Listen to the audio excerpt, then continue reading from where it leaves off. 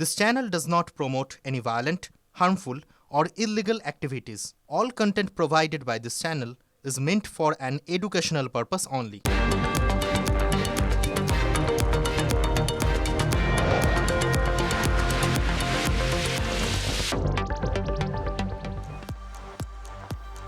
TV9 Bangla স্বাগত। Bengal breaking নিয়ে আপনাদের সঙ্গে রয়েছে আমি শর্মিষ্ঠা, আর আমার সঙ্গে রয়েছে লিমা। আর শর্মিষ্ঠা, অবশ্যই আজকে আমরা বেঙ্গল ব্রেকিং এর শুরুতে একটা ছবি দেখাবো। উপরে গিয়েছে গাছ, ভেঙে পড়েছে বিদ্যুতের খুঁটি, ঝড়ের তাণ্ডবে লন্ডভন্ড হয়েছে ঘাটাল, বিদ্যুৎ সংযোগ বিচ্ছিন্ন হয়ে যাওয়ায় দেখা দিয়েছে পানীয় জলের সংকট। প্রতিবাদে রাস্তা অবরোধ করে বিক্ষোভ গ্রামের 150 পরিবারের। ঘটনাকে কেন্দ্র করে তুঙ্গে শাসক বিরোধী তরজা। 4 দিন আগে কালবৈশাখীর তাণ্ডবে তছনছ হয়ে গিয়েছিল ঘাটালের মনোহরপুর 1 নম্বর গ্রাম পঞ্চায়েত এলাকা। ভেঙে পড়ে বড় বড় গাছ ও বিদ্যুতের খুঁটি। সেই থেকে বিদ্যুৎহীন রত্নেশ্বর বাটি গ্রাম। বিদ্যুৎ সংযোগ না থাকায় গ্রামে দেখা দিয়েছে তীব্র পানীয় জলের সংকট। দূর দূরান্ত থেকে পানীয় জল আনতে বাধ্য হচ্ছেন গ্রামবাসীরা। বারবার বিদ্যুৎ দপ্তরকে জানিয়েও কাজ না হওয়ার অভিযোগ। প্রতিবাদে বৃহস্পতিবার রাস্তায় বালতি, গাছের গুঁড়ি ফেলে বিক্ষোভ এলাকাবাসী। 4 দিন ধরে দেখছি খুঁটিটা পড়ে আছে, 4 দিন ধরে কেউ খুঁটিটা তুলেনি। আমি বলছি ইলেকট্রিক অফিসার কি কোনো ভূক্ষেপ নেই? 4 দিন ধরে মানুষ জল পাচ্ছে না, কারেন্ট পাচ্ছে না, এখানে মানুষ এতটা কষ্টে আছে, কেন এরকম ভাবে চলবে? আমরা তো সবাই ভোট দিই সরকারকে, তাহলে আমাদের সরকার আমাদের জিনিসটা দেখা উচিত। তাহলে মানুষগুলো 150 খানা পরিবার এখানে কারেন্ট পাচ্ছে না, জল পাচ্ছে না, এর মানুষ দিনে দিন বঞ্চিত হচ্ছে কেন? তারা তৃষ্ণায় তড়পাচ্ছে, বাচ্চাগুলো জল খেতে পাচ্ছে না, চিৎকার করে কাঁদছে, এটা কেন হবে? ভোটের মুখে গ্রামবাসীদের দুর্দশা নিয়েও তুঙ্গে শাসক বিরোধী তরজা। বিভিন্ন জায়গায় এত ডালপালা গাছ ভেঙেছে, তার জন্য হয়তো বিদ্যুৎ বিভ্রাট হয়েছে। আমরা ইলেকট্রিক ডিপার্টমেন্টকে জানিয়েছি। তা আমি বিজেপিকে প্রশ্ন করব, তো এখন তো নির্বাচন কমিশনের আওতায় সমস্ত প্রশাসন চলে এসেছে, এখন তো তৃণমূলকে দোষ দিয়ে লাভ নেই, পঞ্চায়েত সমিতিকে দোষ দিয়ে লাভ নেই। এলাকার তৃণমূল নেতা বিকাশ কর তার কর্মাধ্যক্ষ, বিদ্যুতের কর্মাধ্যক্ষকে দিয়ে ইলেকট্রিক অফিসে ফোন করে চাপ দিয়ে জল ইলেকট্রিককে বন্ধ রাখা হয়েছে, যাতে সাধারণ মানুষ কষ্ট পায়, যন্ত্রণা পায়, জল যাতে না পায়। গ্রামবাসীদের বিক্ষোভের জেরে বৃহস্পতিবার এলাকায় যান রাজ্য বিদ্যুৎ পর্ষদের আধিকারিকরা। এদিন দুপুর থেকে কাজ শুরু হলেও কবে মিটবে সমস্যা, প্রশ্ন গ্রামবাসীদের। ঘাটাল থেকে অসীম বেরার রিপোর্ট, TV9 বাংলা। রাজ্য সরকারের ভাতার তো অভাব নেই, ক্লাবগুলোতেও মোটা অঙ্কের অনুদান পৌঁছে যায়, কিন্তু সরকারের অনুমোদিত স্কুলেই চরম অব্যবস্থার ছবি। এই যে বাসন্তী, নেতাজি শিশু শিক্ষা কেন্দ্রে পর্যাপ্ত শিক্ষার অভাব, শিক্ষিকারও অভাব, তাই ক্লাসরুম থাকা সত্ত্বেও স্কুলের বারান্দায় বসে পড়তে হচ্ছে পড়ুয়াদের, তাও আবার সব ক্লাস একসঙ্গে। স্কুলও আছে, পড়ুয়াও আছে, কিন্তু পড়াশোনার পরিকাঠামো কার্যত নেই বললেই চলে। নেই পর্যাপ্ত শিক্ষকও। বাসন্তীর নেতাজি শিশু শিক্ষা কেন্দ্রে চরম অব্যবস্থা। আমাদের স্কুলে 2টো টিচার, এত বাচ্চা, পড়াশোনা ঠিক মতো হচ্ছে না। একটা দিদিমণি খাতা নিয়ে করে, আবার ক্লাস করে, একটা দিদিমণি পেরেশানি হয়ে যায় ক্লাস করতে করতে। প্রাক প্রাথমিক থেকে 4র্থ শ্রেণী পর্যন্ত মোট ছাত্রছাত্রীর সংখ্যা 110, কিন্তু তাদের সামলানোর জন্য মাত্র 2 জন শিক্ষিকা। তার মধ্যে প্রধান শিক্ষিকা ক্লাস নিতে পারেন না, নাকি ব্যস্ত থাকতে হয় স্কুলের প্রশাসনিক কাজে, আর অপর শিক্ষিকাকে এক হাতে সব শ্রেণীর ক্লাস নিতে হয়। ফলে বাধ্য হয়ে সব শ্রেণীর পড়ুয়াদের নিয়েই ক্লাস নিতে হয় একসঙ্গে। ক্লাসরুম থাকতেও পড়াতে হয় খোলা বারান্দায়। ম্যাম, আপনি বাইরে বারান্দাতে ক্লাস কেন নিচ্ছেন? আমাদের 2 জন টিচার, সেই জন্য 2-3টে ক্লাস এক জায়গায় করে আমরা ক্লাস করছি আর কি। সে মানে সব ক্লাসকে একসঙ্গে দেখার জন্য? হ্যাঁ, আমি 5টা ক্লাস টিকি ধরে দিদি হেড দিয়ে অনেক অফিসের কাজ থাকে, উনি 4টা 3টা নেয়, আমি বাদ 3টে ক্লাস আছে। সেই পরিকাঠামো নেই, আর কোনো টিচার যে আর এক জায়গায়, আমি বসে অফিসিয়ালি কাজ প্রচুর করতে হয়। বিডিও অফিসে যাচ্ছি, অঞ্চলে যাচ্ছি, কারেন্টের বিল দিতে যাচ্ছি, তার মধ্যে যেটুকু সময় পাই আমি কি করে করব? আমার এই ব্যাপারে এইগুলো বাইরের কাজ করতে করতে আমার সময় চলে যায়। এখানেই শেষ নয়, স্কুলের একমাত্র টিউবওয়েল অকেজো, বিদ্যুতের লাইন থাকলেও ফ্যান ঘোরে না। স্কুলগুলো জলের ব্যবস্থা নেই। রাস্তার ওপারে অনেকবার বিডিও অফিসে, অঞ্চলে বলার পরে রাস্তার ওপারে একটা কল দিয়েছে, কিন্তু খুব অসুবিধার মধ্যে আছি যে ওই কখন কোনো বাচ্চারা আমরা সঙ্গে যেতে হয়, আর নাইলে রাঁধুনের দাঁড়িয়ে রেখে বাচ্চাদের জল আনতে হয়। দেখছি করে আজ অবধি সে দেখেন। শিক্ষা ব্যবস্থা নিয়ে তৃণমূলকে আক্রমণ শানিয়েছে বিজেপি, পাল্টা জবাব দিয়েছে শাসক দলও। এখানে শিক্ষা, স্বাস্থ্য, কর্মসংস্থান ধ্বংস করে দেওয়া হয়েছে। 15 বছরে রাজ্যের শিক্ষা ব্যবস্থাকে উচ্ছন্নে ঠেলে দেওয়া হয়েছে। সরকার চক্রান্ত করছে কি করে শিক্ষা ব্যবস্থাকে বেসরকারি হাতে তুলে দেওয়া যায়, শিক্ষা ব্যবস্থাকে লাটে তোলা যায়, না হলে এরকম ঘটনা ঘটে। বাংলার মুখ্যমন্ত্রী মমতা ব্যানার্জি শিক্ষা শাস্ত্র উপরে যেভাবে উন্নয়ন করেছে সারা বাংলার বুকে, ভারতবর্ষে এরকম কোনো রাজ্য নেই করে দেখাতে পারেনি। যখন রাজ্যে উন্নয়নের জোয়ারের কথা বারবার শোনা যায়, তখন সেই জোয়ারে কয়েক ফুটা জলও কি এসে পৌঁছবে না বাসন্তীর এই নেতাজি শিশু শিক্ষা কেন্দ্রে? দেবব্রত মণ্ডলের রিপোর্ট, TV9 বাংলা। কিছুদিন চলে আবার বন্ধ হয়। চা বাগানের বছর ভরের গল্প এরকমই। আর এর জেরে চা বাগানের শ্রমিকের কি অবস্থা? ভোট আসলেই উত্তরবঙ্গের চা বাগান আলোচনায় চলে আসে, ঠিক যেমন বিধানসভা ভোটের আগে আসছে। শাসক থেকে বিরোধী সব পক্ষই চা বাগানকে ইস্যু করতে চাইছে। উত্তরবঙ্গের অর্থনীতির মেরুদণ্ড চা বাগান। পাহাড়তরাই ডুয়ার্সে প্রত্যক্ষ পরোক্ষভাবে 15 থেকে 16 লক্ষ মানুষের রুজি রুটি চা শিল্পের উপর নির্ভরশীল। উত্তরবঙ্গে সেই চা বাগানই বহু বছর ধরে ধুঁকছে। আর ভোট এলেই ফের চা শিল্পকে কেন্দ্র করে শাসক বিরোধী তরজার ধোঁয়া ওঠে। 2024 সালে লোকসভা ভোটে কোচবিহার বাদে উত্তরবঙ্গের চা বলয়ে থাকা 3টি আসনে জিতেছিল বিজেপি। সামনে আরও একটা রাজনীতির লড়াই। ভোট আসে, ভোট যায়, কিন্তু চা শ্রমিকদের হাল কি ফেরে? चाय सुंदरी का घर का सुविधा मिला आप लोगों को? नहीं मिला है। हाँ, तो आप लोग अभी कहाँ रहते हैं? जो बागान क्वार्टर है जो कंपनी का था उसमें जो सुविधा देने का बात था वो नहीं मिलता है। বানারহাটের রেড ব্যাংক চা বাগানে বর্তমানে বন্ধ। রাজ্য সরকারের উদ্যোগে তৈরি হওয়া প্রায় 500-ও বেশি চা সুন্দরী প্রকল্পে ঘরের অধিকাংশই আজ কার্যত পরিত্যক্ত।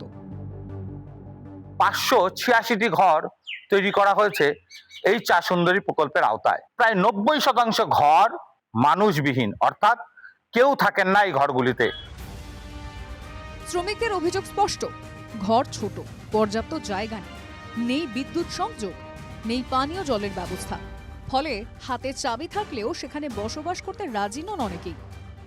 इसमें लाइन नहीं है, अंधकार में तो कोई रहेगा नहीं, परिवार लेके कोई घर में बैठनी मुश्किल है, रात में हाथी घुस जाने से भागेगा कहाँ? पानी मेन चीज ठीक वही है, पानी का भी प्रॉब्लम है। উত্তরবঙ্গের একাধিক চা বাগান বন্ধ, একাধিক চা বাগানের অবস্থা খারাপ, কোথাও অনিয়মিত বেতনের অভিযোগ, কোথাও পরিকাঠামোগত অভাব। ভোট এলেই চা বাগানের পাশে দাঁড়াতে চায় ডান বাম সব পক্ষ, কারণ চা শ্রমিকদের ভোট ব্যাংকের উপরে নির্ভর করে পাহাড়তরাই ডুয়ার্সের ভোট ফলাফল। তাই চা বলয়ে রাজনীতির জমি ধরতে মরিয়া সব পক্ষই। राज्य सरकार यदि काम किया है तो वोट में पता चलेगा टीएमसी को कि अगर काम किया है तो वोट मिलेगा। ये तो बात हम जनता के पास जाएंगे ना बोलने। चाय सुंदरी क्या है? आदमी को बोका बनाने का। ये जो जगह जगह में जो स्वास्थ्य केंद्र बन रहा है बोका बनाने का। তৃণমূল কংগ্রেসকে চা বাগানের মানুষরা ভোট, কারণ চা বাগান বন্ধ করার পেছনে তৃণমূল কংগ্রেসেরই অবদান আছে। তৃণমূল একদিকে যেরকম সরকার চা বাগানকে নিয়ে ছেলে খেলা করছে, অপরদিকে তৃণমূলের সংগঠনগুলো চা বাগানের শ্রমিকদের যে প্রাপ্য তার জন্য আন্দোলন না করে নিজেদের ভাগ বাটোয়ারা নিয়ে ব্যস্ত আছে। বিগত দিনে চা বাগানের কি হাল ছিল, তাদের মজুরি বৃদ্ধি, তাদের পাট্টা, তাদের চা সুন্দরী বলে ঘর দেওয়া, তাদের জলের ব্যবস্থা করা, এই প্রতিনিয়ত মমতা বন্দ্যোপাধ্যায় তাদের 365 দিন ওদের পাশে ছিল। আর বিধানসভা ভোটের মুখে চা শিল্পকেই ইস্যু করতে চাইছে বাম তৃণমূল বিজেপি সব পক্ষ। হবে নাই বা কেন? ভোট এলেই তো চা শিল্পের স্বাস্থ্য নিয়ে তরজায় ধোঁয়া ওঠে, প্রতিশ্রুতির বন্যা বয়, কিন্তু ভোট শেষে ছাকনির তলানি চা পাতার মতোই ছিবড়ে হয়ে পড়ে থাকেন চা শ্রমিকরা। রনি চৌধুরীর রিপোর্ট, TV9 বাংলা। তৃণমূলের প্রার্থী তালিকা দেখে অনেক সমর্থকই যেমন চমকে গেছে, তেমনি অনেক প্রার্থীও কি চমকে গেছে? রাজ্যের প্রাক্তন মন্ত্রীর মন্তব্যই যে অবাক করা, আবার টিকিট না পেয়ে আর এক মন্ত্রীও বেজায় চমকে দিলেন।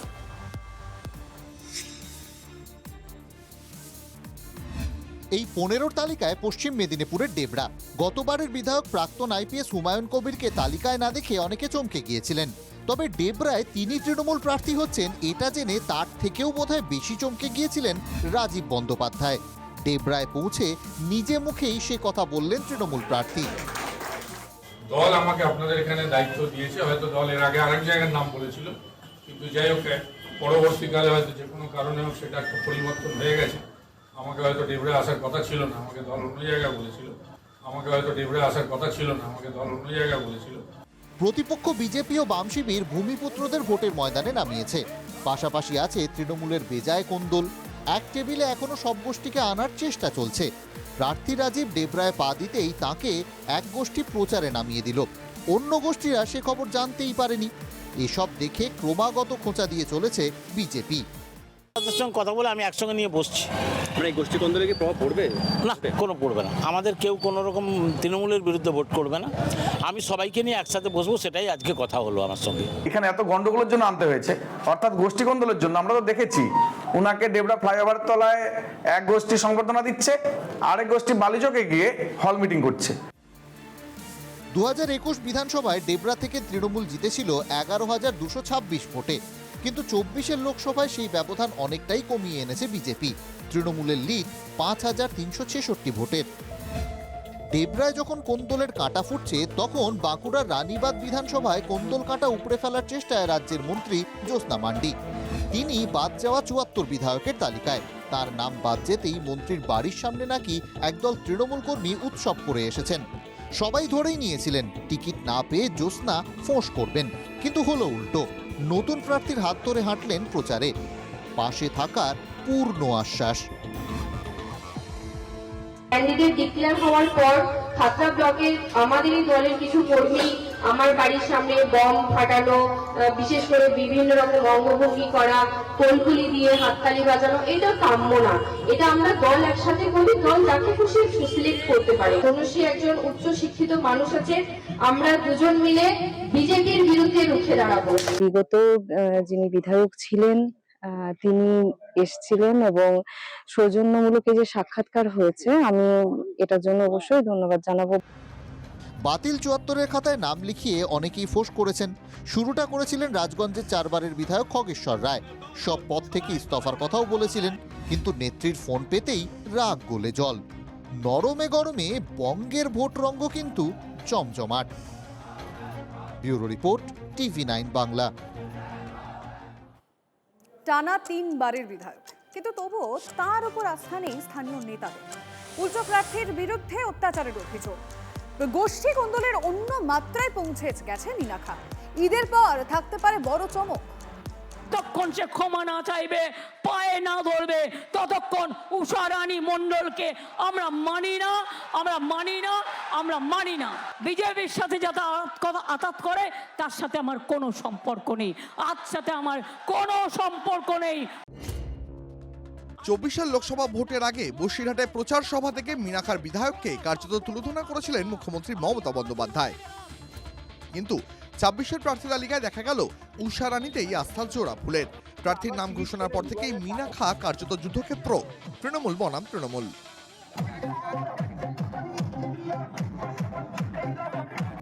গোটা বছরই উষা রানী ও আব্দুল খালেক মোল্লা গোষ্ঠীর লড়াই খবরের রসদ যোগায়।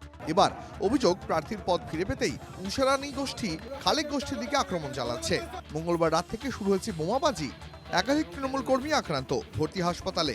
এবারে খালেক গোষ্ঠী দিচ্ছে দল ছাড়ার হুঙ্কার। যে অত্যাচার আমরা দীর্ঘ 15 বছর উষারির দ্বারা আক্রান্ত, আমরা জেলা সভাপতিকেও জানিয়েছি। যদি আমরা নিশ্চিত করে সুরাহা না পাই, আমরা কঠিন সিদ্ধান্ত নিতে বাধ্য।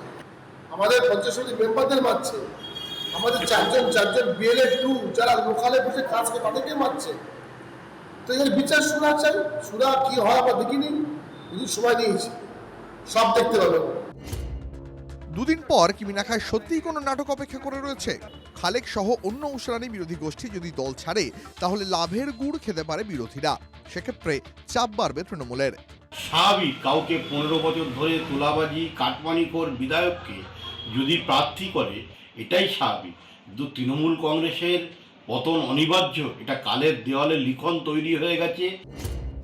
মীনাখা যখন গোষ্ঠী কোন্দলে উত্তপ্ত, তখন পাশের কেন্দ্র হারোয়াতে তৃণমূলের গোষ্ঠী কোন্দলে খুনের অভিযোগ। মীনাখায় উদ্ধার হারোয়া বিধানসভার এক বুথের সভাপতি মসিউর রহমানের দেহ। এলাকায় তৃণমূল নেতৃত্বের মুখে গোষ্ঠী কোন্দলের কথা। এটা সম্পূর্ণ আমাদের দেওঙ্গা ব্লকের গোষ্ঠীদ্বন্দ্বের ফল। এই খুনের পিছনে জড়িত আমাদের দেওঙ্গা পঞ্চায়েত সমিতির ব্লক সভাপতি।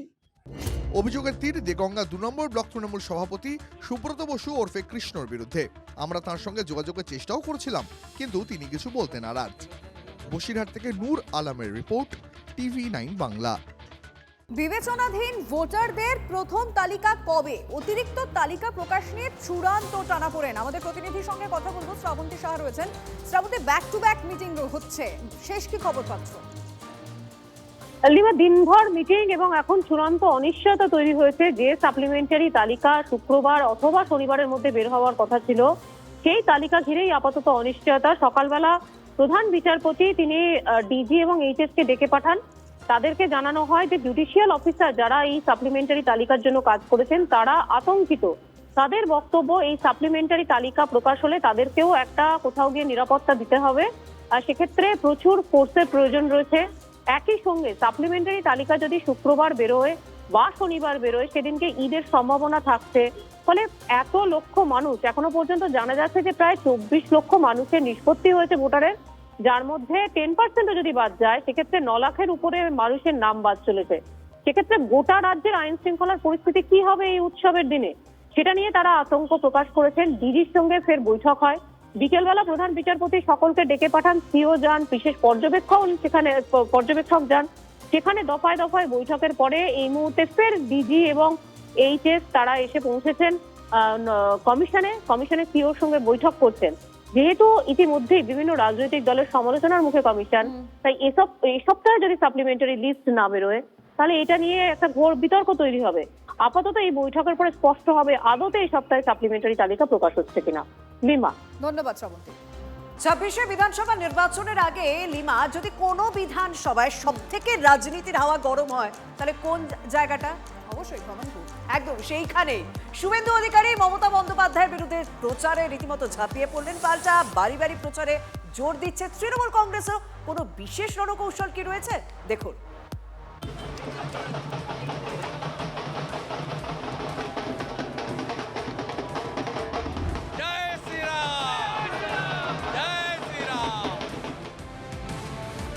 ভবানীপুরের লড়াইটা ওনাদের জন্য ওয়াটারলুর লড়াই হতে চলেছে। আজ থেকে ঠিক 211 বছর আগে ওয়াটারলুর যুদ্ধে হেরেছিলেন the little corporal Napoleon Bonaparte. ফরাসি সম্রাটকেও যে যুদ্ধে হারানো যায়, নতুন করে সেই ইতিহাস লেখা হয়েছিল। ভবানীপুরে মুখ্যমন্ত্রী মমতা বন্দ্যোপাধ্যায়কে চ্যালেঞ্জ জানাতে বিরোধী দলনেতা শুভেন্দু অধিকারীকে ময়দানে নামিয়ে সেই ওয়াটারলুর যুদ্ধের কথাই মনে করাচ্ছে বিজেপি। বিজেপি জিততে চলেছে, ওখান থেকে বিরোধী দলনেতা তিনি উন্নয়ন ঘরে ঘরে ঘরের মেয়ে ভবানীপুর। ওয়াটারলুর যুদ্ধে নেপোলিয়ানকে হারাতে বিশেষ ভূমিকা নিয়েছিলেন ডিউক অফ ওয়েলিংটন আর Gebhard von Blucher. Suvendu Adhikari ও তাপস রায়কেও কার্যত সেই ভূমিকায় দেখতে চাইছে বিজেপি। আমাকে আটকাতে পারবে না। 25,000 ভবানীপুরে 25,000। এটা নন্দীগ্রাম নয়, এখানে আলো নিভে যায় না। নন্দীগ্রামকে সঙ্গে রেখে বিজেপির হারা আসন ভবানীপুরের মহাযুদ্ধে নেমেছেন বিরোধী দলনেতা। প্রতিপক্ষের প্রধান নেত্রীকে তাঁরই ঘরে ঢুকে চ্যালেঞ্জ জানানোর কৌশলটা মানসিকভাবেও বিজেপি কর্মীদের চাঙ্গা করে তুলেছে। তাই ভবানীপুরে শুভেন্দু প্রথম দিনের প্রচারে নামতেই তৃণমূল কর্মীদের সঙ্গে স্লোগান যুদ্ধে জড়ালেন বিজেপি কর্মীরা।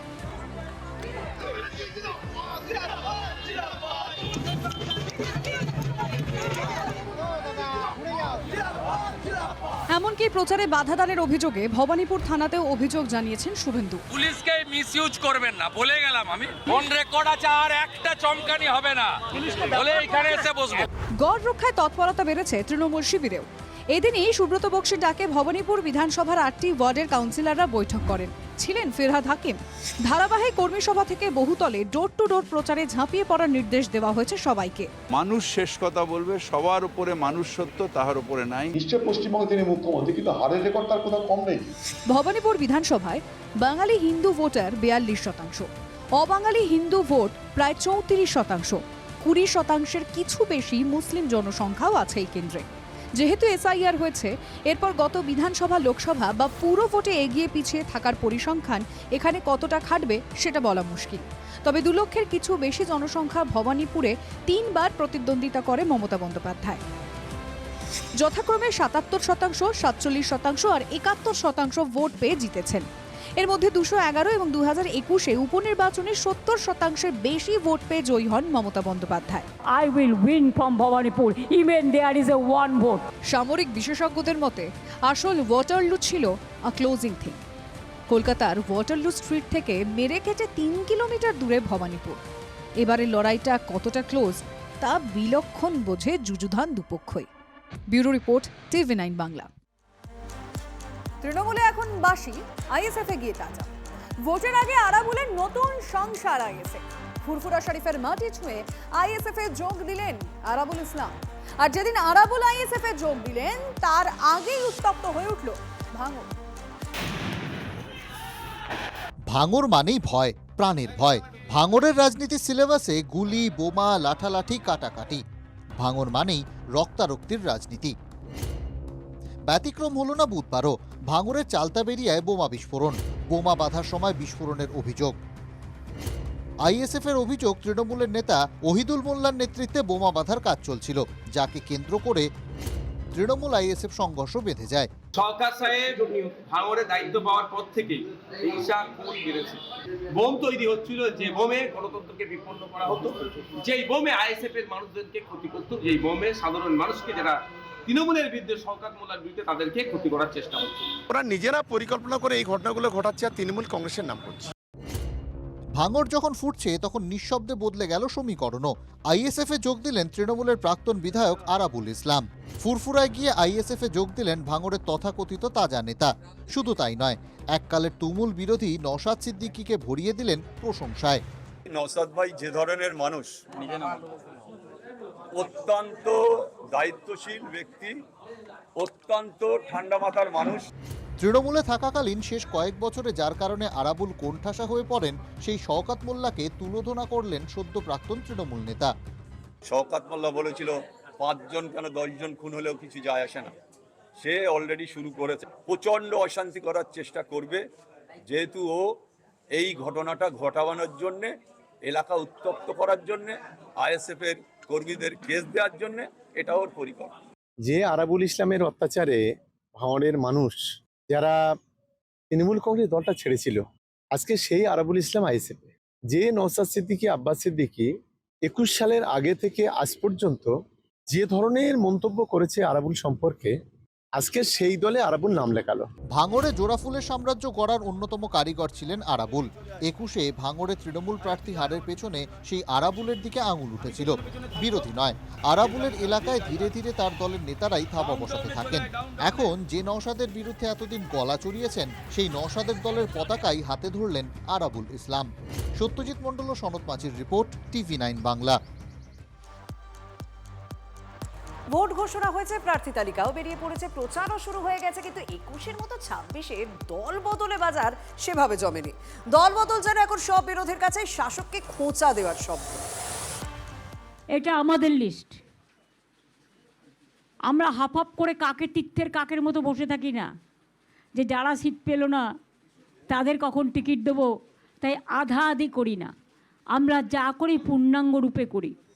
74 বিধায়ক বাদ যাচ্ছেন ভেবেই কি কথাটা বলেছিলেন মুখ্যমন্ত্রী? তৃণমূল শীর্ষ নেতৃত্ব আন্দাজ করেছিল দল বদলের পালে হাওয়া লাগতেই পারে। বাদ যাওয়া 74 বিধায়কের মধ্যে অনেকেই ফোঁস-ফাঁস শুরু করেছেন মঙ্গলবার থেকেই। ক্ষোভ বিক্ষোভ যেমন আছে তেমনই দল ছাড়ার ইঙ্গিতও আছে। শাসক শিবিরে যখন 74 বিধায়ক নিয়ে হালকা চালাপোড়া, তখন নুনের ছিটে দিচ্ছে বিজেপি। কে কোথায় দেখা করবে দেখুন না, যে এমএলএ টিকিট পায়নি সব বিজেপি অফিসে লাইন দিয়েছে, সবার ফোন আসছে। বিজেপির আরেক প্রাক্তন রাজ্য সভাপতিও সুযোগ ছাড়ছেন না। লাইন দিয়ে লাভ নেই তো, আমরা পচা জিনিস নিব না বলেছি তো। আমি যখন রাজ্য সভাপতি ছিলাম তখনই বলেছিলাম আমরা পচা আলু নেব না। বৃহস্পতিবার আরও এক দফা প্রার্থী তালিকা ঘোষণা করেছে বিজেপি। 21-এর মতো কোনো চমক নেই। 74 বিধায়ক বাদের ইস্যুতে তৃণমূলকে খোঁচা দিতে ছাড়ছে না কংগ্রেস শিবিরও। কংগ্রেস পার্টি তো বসে নেই যে যোগাযোগ করলে টিকিট আমরা দিয়ে দেবো।